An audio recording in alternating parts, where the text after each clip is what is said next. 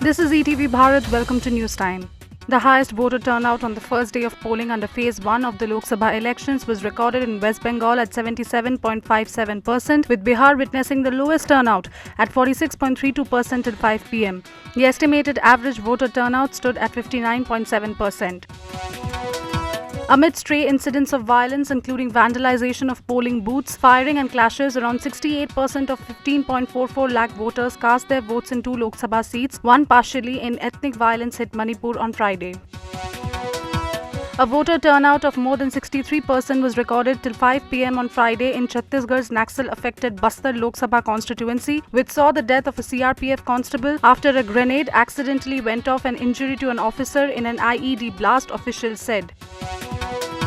Prime Minister Narendra Modi on Friday said war clouds were hovering over the world, and under these circumstances, a strong BJP-led government with an absolute majority was needed to protect the country's interests and tackle any eventuality.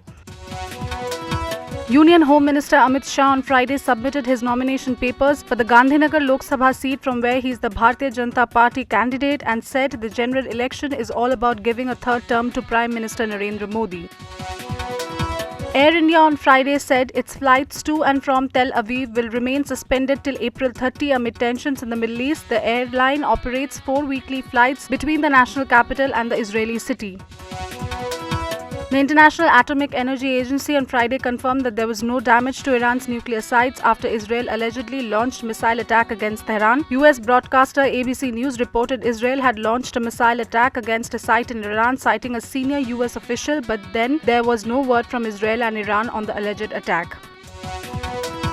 The Supreme Court on Friday ordered medical examination of a 14-year-old rape victim who is 28 weeks pregnant. Seeking termination of pregnancy, the court said that the petitioner should be examined by a medical board to be constituted on Saturday, and the superintendent of the hospital shall constitute a medical board for this purpose. Log on to etvbharat.com for the latest updates.